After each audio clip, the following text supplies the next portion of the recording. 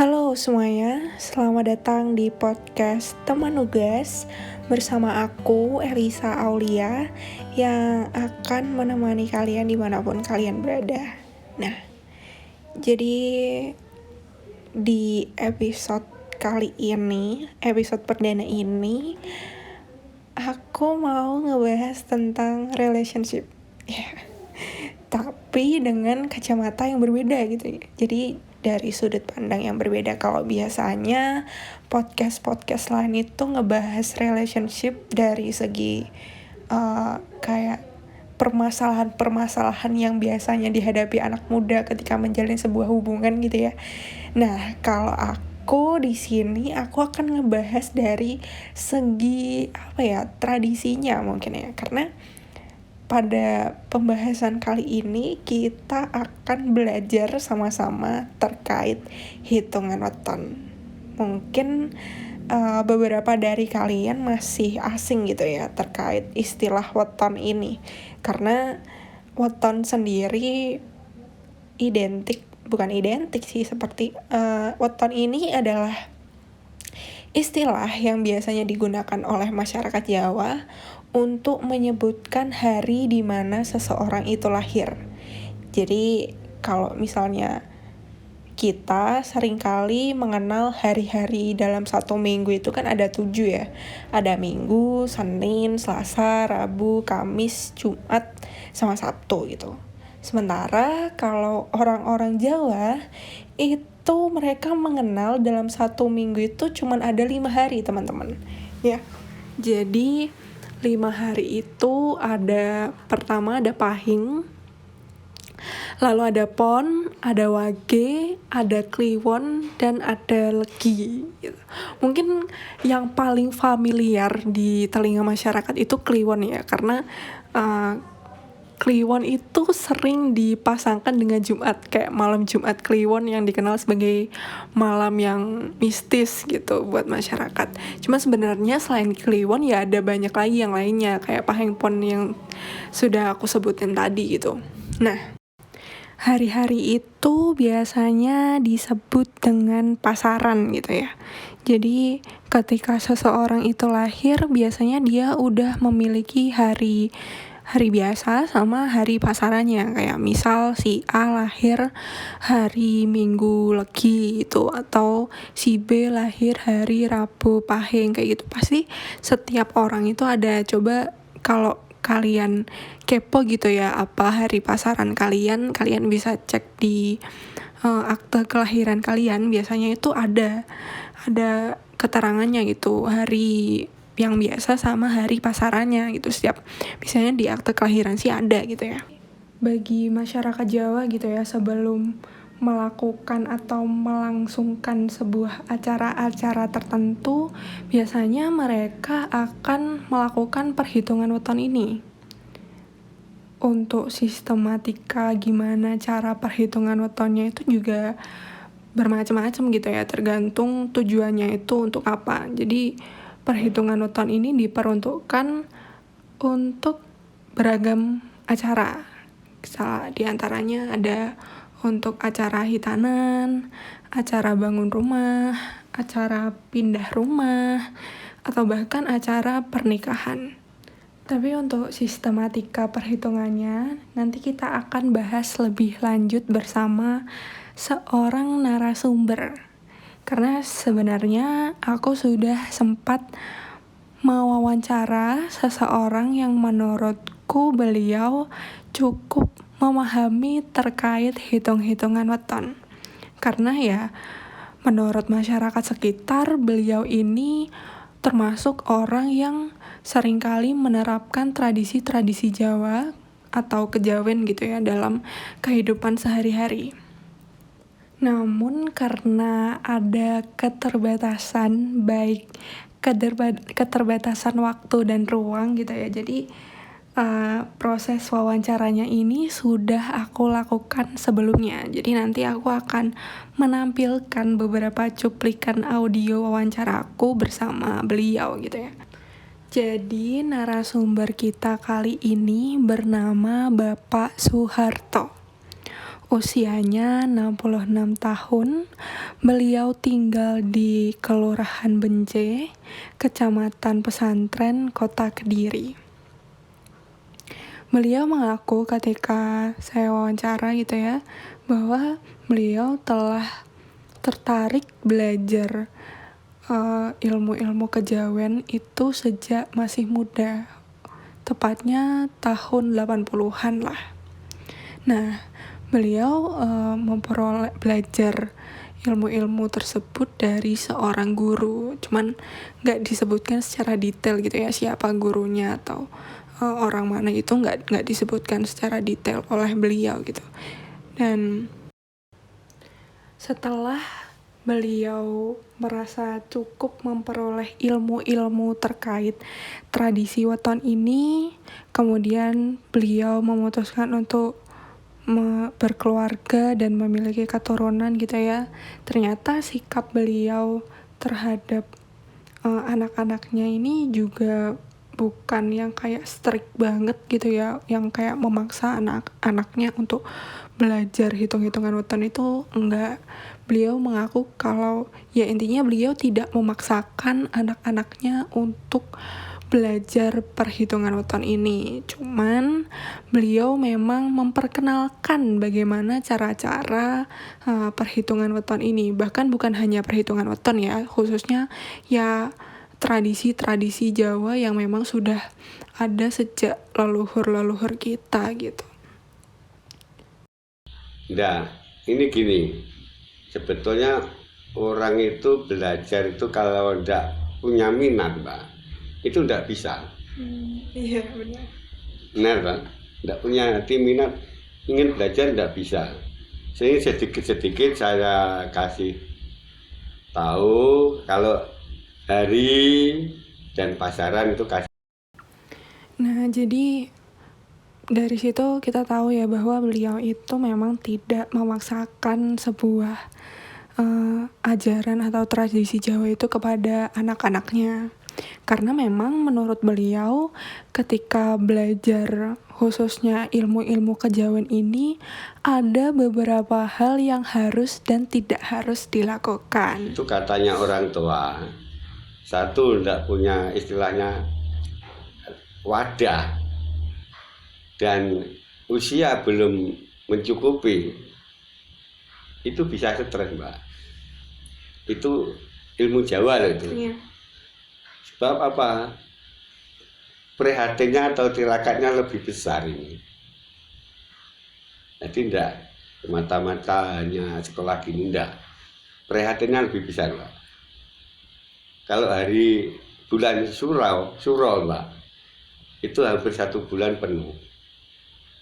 Kadang ada yang mengambil hanya kelahiran aja, 3 hari 3 malam itu kirakan tidak apa-apa.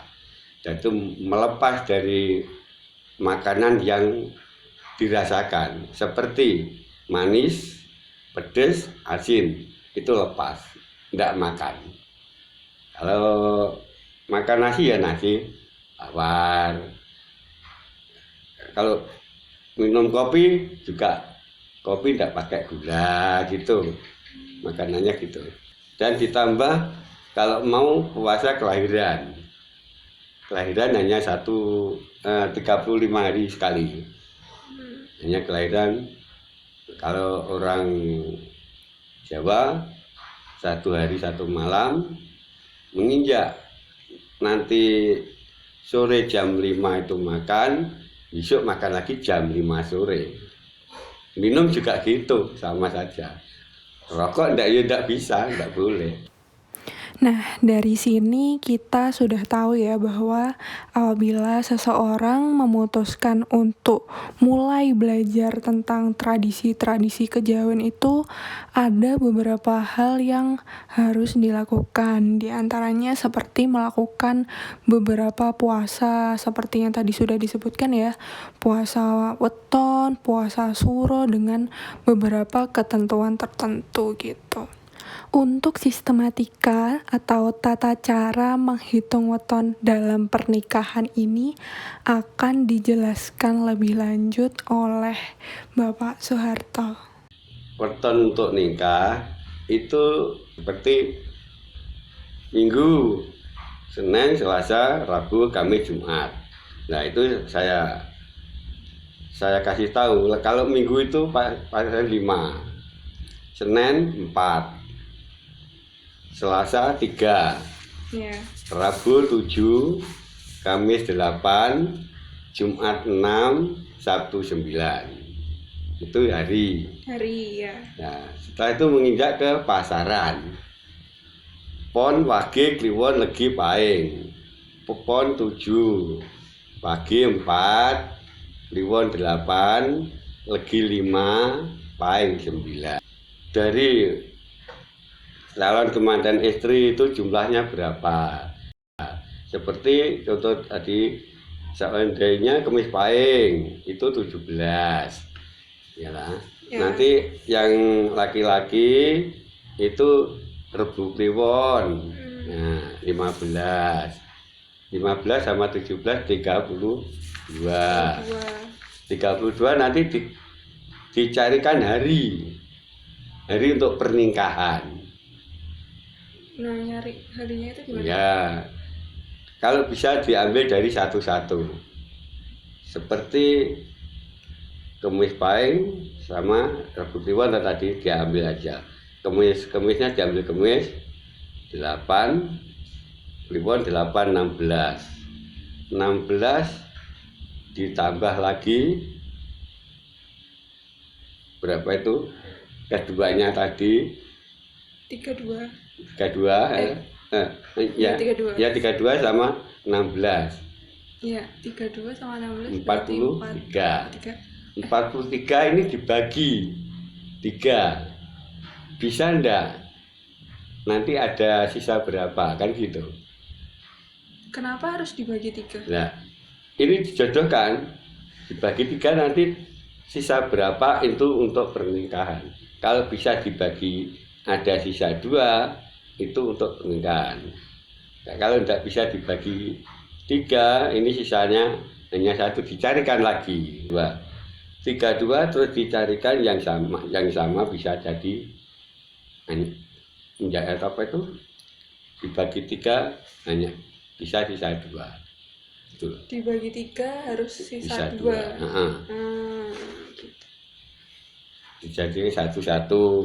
Seandainya lelaki diambil harinya dan perempuan diambil pasarannya itu jumlah berapa, ini ditambah 32 itu bisa enggak sisanya.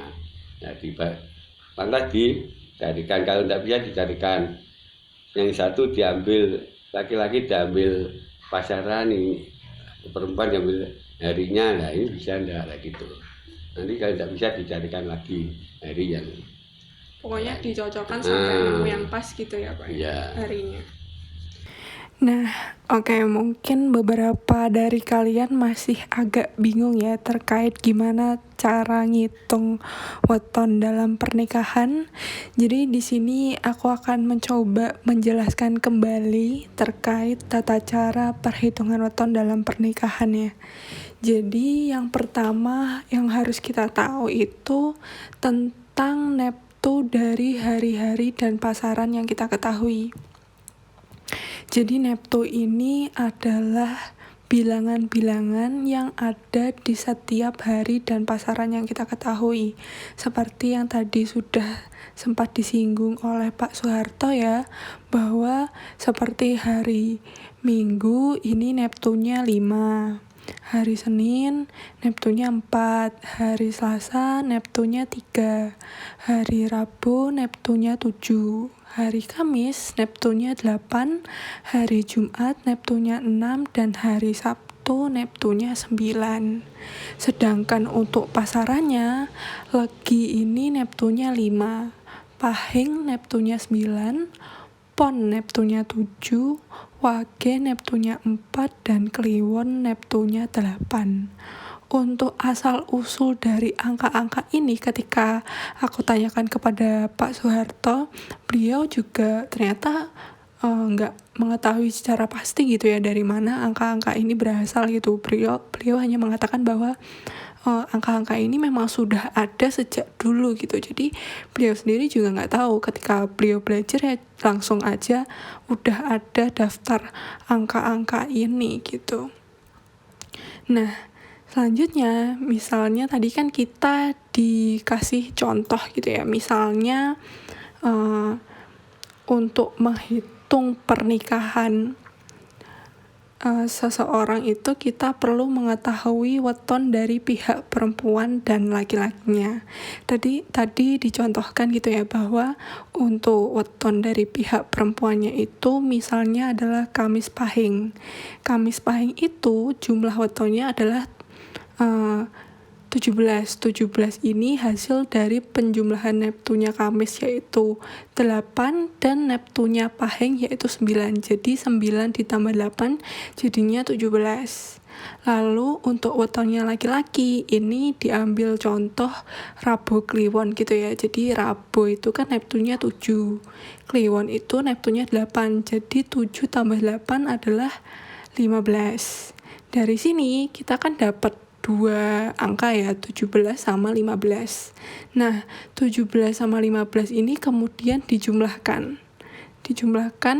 berarti jadi 32. Nah, setelah kita memperoleh angka 32 tersebut, selanjutnya kita melihat nih apakah angka 32 ini termasuk ke dalam kategori apa. Di sini 32 tergolong tinari, yang artinya rumah tangga pasangan ini akan selalu diselimuti oleh kebahagiaan, kelancaran rezeki, dan selalu mendapat keberuntungan. Nah, setelah kita mengetahui hasil hitungan weton dari kedua mempelai, jika dianggap baik, maka hal yang harus dilakukan selanjutnya adalah mencari hari baik untuk menentukan hari pernikahan yang akan dilangsungkan oleh kedua belah pihak gitu ya. Nah, sebelum itu kita harus mengetahui 5 kategori yang untuk menentukan hari pernikahan. Yang pertama ada urip, sandang, pangan, loro, dan pati. Dari kelimanya yang paling dianjurkan untuk dipilih adalah sandang dan pangan, karena keduanya memiliki arti segala kebutuhannya terpenuhi. Nah, cara menghitungnya itu adalah tadi kan contohnya pihak perempuannya itu Kamis Pahing ya, sedangkan pihak laki-lakinya itu Rabu Kliwon. Jadi ini kita susun untuk harinya, kan tadi perempuannya Kamis, jadi kita susun seperti ini: Kamis, Jumat, Sabtu, Minggu, Senin. Kenapa kok ada 5? Karena menyesuaikan sama 5 kategori yang tadi. Ini yang bawahnya ada USPLP ini maksudnya simbol dari 5 kategori tadi ya. Jadi Kamis itu untuk urip, Jumat itu untuk sandang, Sabtu itu pangan, Minggu untuk loro, dan Senin untuk pati. Nah, sedangkan untuk perhitungan harinya pihak laki-laki itu kan tadi hari Rabu ya. Rabu Kliwon. Nah, jadi kita mulai dari hari Rabu. Nah, hari Rabu berarti Rabu, Kamis, Jumat, Sabtu, Minggu. Kita ambil 5 hari termasuk Rabunya. Nah, sama juga ini bawahnya juga ada simbol urip, sandang, pangan, loro, dan pati. Karena seperti yang sudah saya jelaskan tadi, bahwa yang paling dianjurkan untuk dipilih adalah sandang dan pangan. Ini kita melihat ya bahwa ternyata untuk pihak perempuannya sandang dan pangannya ini jatuh pada hari Jumat dan Sabtu. Sementara untuk pihak laki-lakinya ini sandang dan pangannya itu jatuh pada hari Kamis dan Jumat. Berarti kan ada kesamaan hari yaitu hari Jumat, maka nanti pernikahannya itu untuk harinya itu diambil hari Jumat. Lalu untuk pasarannya ini gimana? Nah, untuk menghitung pasarannya, maka kita cari jumlah neptu dari hari yang akan dipilih untuk menikah. Tadi kan Jumat ya, berarti neptunya Jumat itu kan 6. Nah, nanti 6 itu akan ditambahkan dengan semua neptunya pasaran. Jadi kayak Pahing, Pon, Wage, Kliwon, dan Legi. Berarti neptunya Jumat ditambah neptunya Pahing sama dengan berapa, nanti ditambahkan dengan hasil penjumlahan yang di awal tadi 32 tadi. Setelah itu hasil penjumlahannya akan dibagi lagi dengan angka 3. Kenapa kok angka 3? Karena angka 3 ini disimbolkan dengan pihak laki-laki, pihak perempuan, dan walinya ketika menikah nanti gitu ya. Jadi seperti ini hitungannya. Jumat Pahing itu kan Jumat itu 6, Pahing kan neptunya 9, berarti 6 tambah 9 sama dengan 15. Nah 15 ini kemudian ditambahkan dengan penjumlahan yang awal tadi yaitu 32, diperoleh hasil 47. 47 ini kemudian dibagi 3, nanti hasilnya berapa? Nah, hasilnya itu kalau misalnya sisa 2 itu harus dipilih. Kalau misalnya sisa 0 atau 1 itu tidak boleh dipilih. Karena dipercaya kalau sisa 1 atau 0 itu tidak berujung baik gitu ya. Jadi yang dipilih harinya itu harus yang sisa 2. Gitu. Nah, setelah kita menemukan ternyata hari yang baik untuk dilangsungkannya pernikahan itu kapan, maka kedua mempelai ini sudah dapat melangsungkan pernikahan sesuai dengan perhitungan weton yang telah dilaksanakan itu tadi. Nah, selanjutnya kita akan membahas terkait kapan sih waktu yang tepat untuk melaksanakan perhitungan weton. Istilahnya manten ya tuh. Iya. Pertama masih lamaran. Yang kedua itu dikatakan orang Jawa si setan. Nah, si setan ini sudah menentukan hari. Menentukan hari yang dari pihak keluarga calon temanten istri yang sudah mengetahui harinya calon temanten putra sudah tahu. Nah ini dijadikan satu nanti dibawa ke orang entar. Nah, jadi perhitungan weton ini biasanya dilakukan pada saat acara lamaran atau sisetan ya. Jadi ketika kedua belah pihak sudah mengetahui weton dari masing-masing calon pengantin, nanti data tersebut akan diberikan kepada orang yang memang dipercaya dapat atau ahli dalam melakukan perhitungan weton gitu. Nah, selanjutnya terkait eksistensi dari tradisi hitungan weton, khususnya di masyarakat perkotaan gitu ya. Karena seperti yang kita tahu bahwa tradisi yang ada di masyarakat perkotaan itu kan kebanyakan sudah mulai pudar gitu ya. Dapat dilihat dari minat para generasi mudanya untuk mempelajari nilai-nilai kebudayaan yang berkembang di masyarakat itu semakin menurun. Kenapa kok aku bisa mengatakan hal ini? Karena aku melihat gitu ya dari teman-temanku yang orang tuanya itu mungkin ya seperti Bapak Soeharto ini sering menerapkan tradisi-tradisi kejawen dalam kehidupan sehari-harinya, namun anak-anaknya itu bertolak belakang dengan orang tuanya. Jadi di circle pertemananku itu memang ada beberapa orang tua dari teman-teman yang memang ahli atau ya mengerti lah tentang ilmu-ilmu kejawen.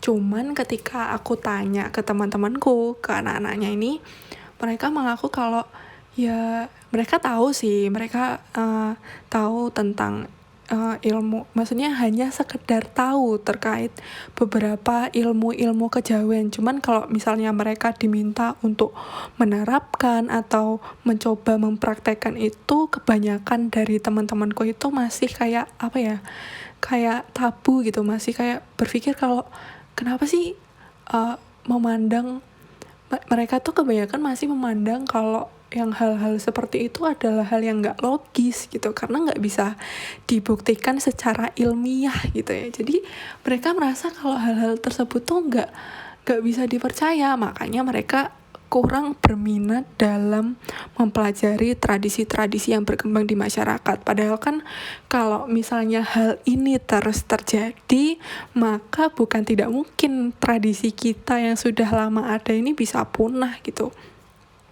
Sedangkan tanggapan dari Bapak Soeharto sendiri itu seperti ini. Ya seharusnya kalau masih muda, kalau orang Jawa itu harus meningkatkan, harus ditingkatkan, harus ditimbulkan terus, jangan sampai putus. Jangan sampai hitungan Jawa itu hilang ya Pak ya. Itu ada tinggalan nenek moyang kita dari Jawa loh Mbak, lain dari luar Jawa. Luar Jawa insya Allah tidak ada tahu hitungan gitu. Para generasi penerusnya itu harus punya niat, sungguh punya niat. Saya ingin menghidupkan bahasa Jawa dan menghidupkan hitungan Jawa. Itu harus punya niat. Nah, dari saya Mbak, itu dari pergaulannya. Anak sekarang dari pergaulannya. Sering bergaul anak muda, tapi sepertinya tidak mau mendekati orang tua.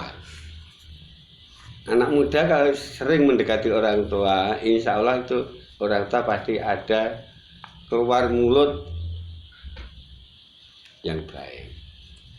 Kasih saran apa gitu.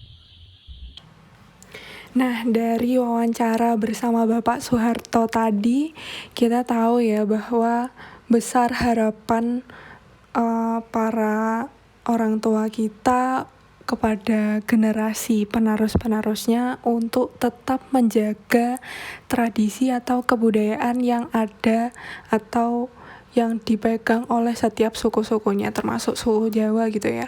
Karena ya seperti yang dibilang tadi, generasi muda ini memiliki peranan yang sangat penting dalam melestarikan kebudayaan-kebudayaan yang sudah ada gitu. Apalagi salah satu upaya yang mungkin dapat dilakukan adalah dengan menumbuhkan minat dari para generasi muda. Cara menumbuhkan minatnya ini kan juga berbagai macam ya, bisa dari aspek pendidikannya, dari segi orang tuanya juga menuntun anak-anaknya untuk ya setidaknya anak-anaknya ini untuk tahu gitu terkait tradisi perhitungan weton.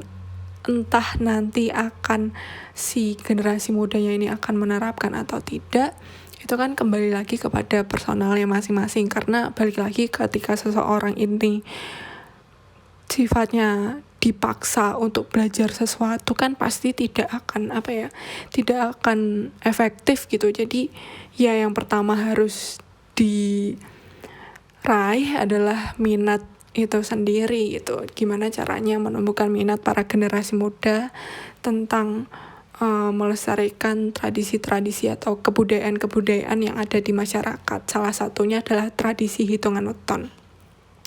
Karena ya seperti yang sudah aku jelaskan tadi, khususnya di masyarakat perkotaan, karena memang karakteristik masyarakatnya itu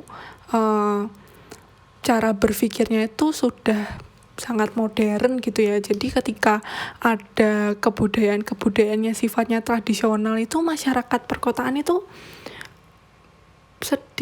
kayak menolak gitu, lebih ke menolak untuk mempelajarinya. Mereka lebih percaya kepada hal-hal yang sifatnya itu scientific atau yang ya intinya yang ilmiah gitulah.